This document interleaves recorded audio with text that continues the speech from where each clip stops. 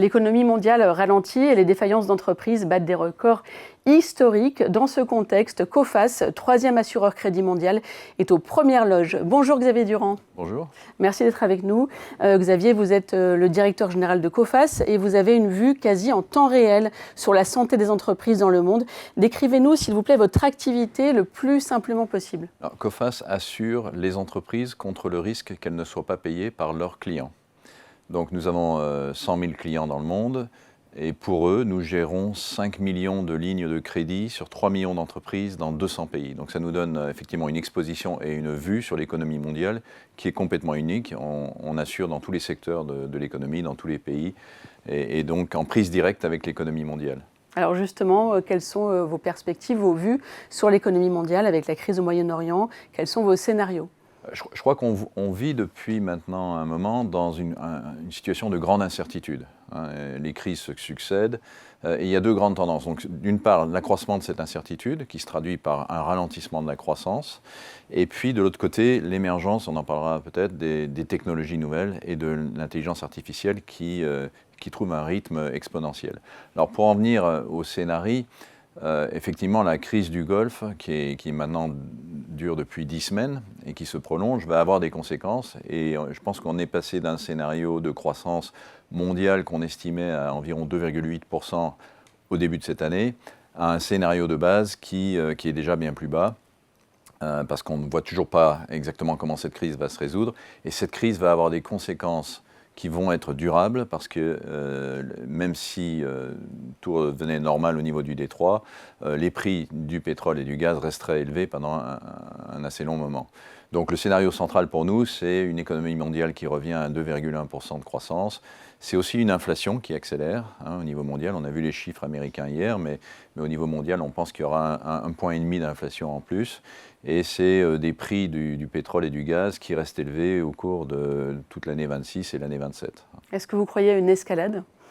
Alors, l'escalade, elle est incertaine. Enfin, là, la réponse est dans les mains de ceux qui dirigent. Mais ça serait un scénario qui, pour nous, n'est pas le scénario central, mais qui viendra aggraver ce phénomène-là et qui se traduirait par alors là, une croissance encore plus faible et un niveau d'inflation encore plus élevé avec des conséquences qui viendraient percuter les différents secteurs de l'économie les uns après les autres.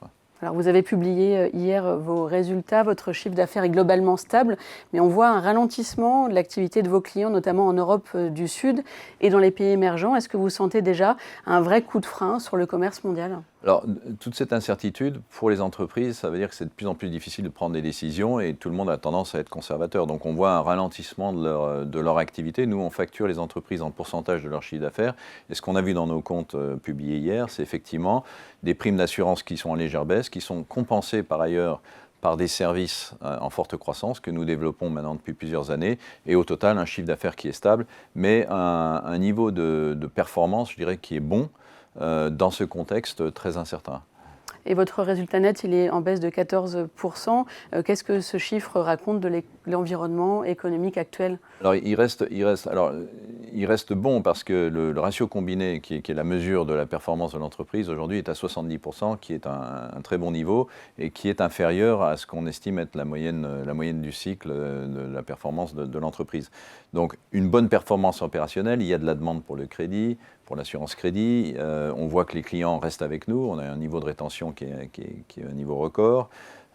Mais en même temps, on voit que l'activité économique est moins dynamique que prévu.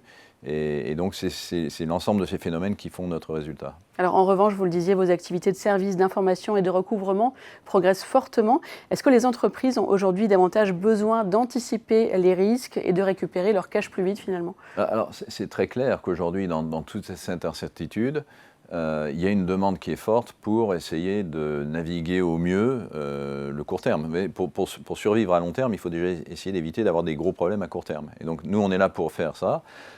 On a des bases de données qui sont très importantes. On a une base de données de 250 millions d'entreprises. On ramasse et on récolte des données. On a des scores, on en parlera, on a des technologies, on investit beaucoup dans le data. Et donc on permet aux entreprises d'essayer de naviguer ce monde très incertain à court terme de la façon la plus efficace possible. Et là, il y a de la demande, oui. Alors les défaillances d'entreprises, elles sont à un niveau record en France et la tendance est mondiale. COFES prévoit, je crois, encore plus de 0,8% de défaillances dans le monde en 2026. C'est bien ça? Est-ce que c'est la poursuite d'un rattrapage post-Covid ou est-ce que c'est quelque chose de plus profond? Alors, ça fait maintenant 7 ans, depuis le Covid, qu'on voit une hausse continue des défaillances d'entreprises, et pas seulement en France, mais dans l'ensemble du monde et des économies développées. On est aujourd'hui à un niveau de défaillance qui est le plus élevé de ces 13 dernières années, pratiquement depuis la fin de la grande crise financière. Et on pense que ça va continuer parce que le contexte économique qu'on vient de décrire se traduit par un ralentissement encore plus important de l'économie mondiale. Et puis, il va y avoir des effets de chaîne d'approvisionnement, il va y avoir des effets de hausse de taux peut-être d'intérêt si l'inflation repart, qui vont encore peser sur l'économie, sur les financements des entreprises. Donc on s'attend effectivement à la continuation d'une hausse des défaillances d'entreprises cette année, compte tenu du contexte dont on vient de parler. Alors, ce qui frappe dans vos données, c'est aussi que ça ne touche plus seulement les TPE. Les entreprises plus grandes, plus structurées commencent à tomber elles aussi. Est-ce que c'est un signal d'alarme? C'est un signal d'une crise qui dure. Ça a effectivement commencé il y a quelques années avec plutôt les petites entreprises. Et puis, vous savez que les grandes entreprises ont plus de moyens, plus de technologies, plus de ressources, plus d'accès au crédit, etc. Et donc, on voit que ça commence à toucher les entreprises plus importantes. Donc, effectivement, il y a un phénomène qui dure et qui percole dans l'économie. Le détroit d'Ormuz est toujours sous forte tension. Je crois que COFAS est capable de tracer en temps réel ce qui rentre et ce qui sort du détroit. Comment est-ce que ça fonctionne concrètement? Alors, on a une équipe d'économistes qui couvre le monde entier et qui sont localisés dans les différents pays. Et ces économistes, pour le compte de nos clients et pour notre propre bénéfice, regardent précisément ce qui se passe à l'intersection de chaque industrie et de chaque pays. Alors, en ce qui concerne le détroit d'Ormuz, on a regardé vraiment qu'est-ce qui est produit dans le Golfe et qu'est-ce qui sort du Golfe. On sait qu'il y a du gaz et il y a du pétrole, mais il y a aussi des tas de produits comme de l'aluminium, des gaz, de l'hélium, on a du sulfure, on a toutes sortes de produits qui sortent. On a regardé qui achète ces produits, combien de pourcents de ce qu'ils achètent vient du Golfe. Est-ce que ce sont des entreprises qui sont dans des secteurs ou dans des pays à risque ou difficiles ou plutôt solides? Et avec ces produits qu'elles achètent, qu'est-ce qu'ils fabriquent?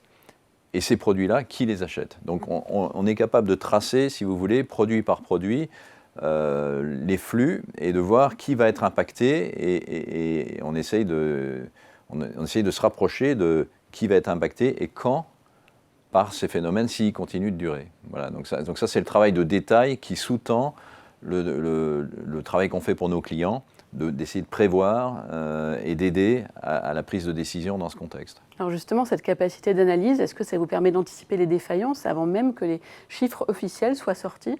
Alors ça nous donne des guides pour dire attention, là, dans cet endroit, cette entreprise-là, ou ce secteur-là, ou ce pays-là, ou le croisement de ce secteur et de ce pays vont être mis sous pression. Et là, on rentre dans le détail, on regarde les comptes des entreprises et on voit celles qui vont être le plus à risque et celles qui, au contraire, ont de meilleures chances de s'en sortir. Et c'est cette différenciation-là qui nous permet d'accompagner nos clients et de prendre des décisions les plus intelligentes possibles. Alors, quels sont les secteurs les plus exposés aujourd'hui à cette crise, à la crise des approvisionnements liés au Moyen-Orient, construction, chimie, textile, les suspects entre guillemets habituels, ou est-ce qu'il y a des surprises? En fait, ça va progressivement toucher un peu tous les secteurs, mais peut-être pas au même rythme. C'est-à-dire qu'il est évident que quand le prix du gaz et du pétrole augmente, tout ce qui concerne l'énergie et les transports sont touchés. Puis après ça va être plutôt les métaux et la chimie. Et puis après ça, on se dit, il va y avoir le papier, le bois, les textiles.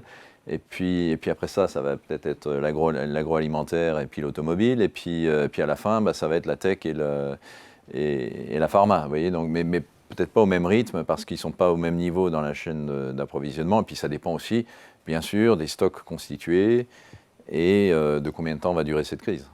Alors le fait que vos clients cherchent de plus en plus de visibilité sur les chaînes d'approvisionnement, sur leurs contreparties aussi à l'étranger, c'est une demande en forte hausse. Est-ce que c'est aussi une opportunité commerciale pour vous? Clairement. Alors COFAS, depuis maintenant plusieurs années, développe des activités de service, puisqu'on s'est dit, finalement, toutes ces données qu'on gère pour le compte de notre activité d'assurance pourraient être utiles aux entreprises dans d'autres contextes. Donc pour surveiller leur chaîne d'approvisionnement, peut-être pour envisager des relations commerciales avec de nouveaux clients, faire de la prospection. Ça peut être aussi des institutions financières qui veulent améliorer leurs outils de surveillance et de score. Enfin, on a toutes sortes de cas d'usage qui montrent que cette infrastructure de données, ces technologies qu'on a développées et cette intelligence, entre guillemets, qu'on a sur la marche du monde, peut être mise au service d'entreprises de façon efficace. Et donc, on a développé une division qui s'occupe de ça. Il y a aujourd'hui 1000 personnes dans cette activité chez Coface et on a symboliquement dépassé le rythme de 100 millions d'euros de chiffre d'affaires en rythme annuel au cours du premier trimestre. Vous avez publié aussi il y a quelques semaines une étude sur l'impact de l'IA sur l'emploi en France et en Europe. Quels sont les principaux enseignements de cette étude ? Alors, cette étude, elle visait à essayer de comprendre ce que l'IA, à court moyen terme, allait impacter. Et plutôt que de regarder des emplois qui sont... Un emploi, c'est quelqu'un qui fait beaucoup de choses différentes dans sa journée. On a regardé plutôt les tâches. Et on a regardé 900 emplois dans 30 pays et on a décomposé ça en tâches et on a essayé d'imaginer là où l'IA pourrait le plus avoir de l'impact. Alors la différence avec l'intelligence artificielle par rapport aux technologies précédentes, c'est qu'elle va pouvoir impacter des tâches qui sont cognitives, qui sont plus complexes, qui correspondent donc à des emplois mieux payés, à des emplois mieux situés dans la grille des salaires. Et donc les résultats varient beaucoup par secteur. Évidemment, ça touche plus les services, ça touche moins ce qui concerne le physique ou la proximité. Mais on voit qu'il va y avoir un impact significatif, je pense, de l'IA dans tous ces métiers qui vont être transformés par l'IA. Alors, ça ne veut pas dire pour autant qu'il y aura moins d'emplois, mais ça ne sera peut-être pas les mêmes emplois. Parce que l'IA va aussi permettre de développer des services qui étaient impossibles à fournir avant que l'IA n'existe. Donc cette étude vise juste à regarder plutôt ce qui va être impacté, mais ne prévoit pas ce qui va être créé.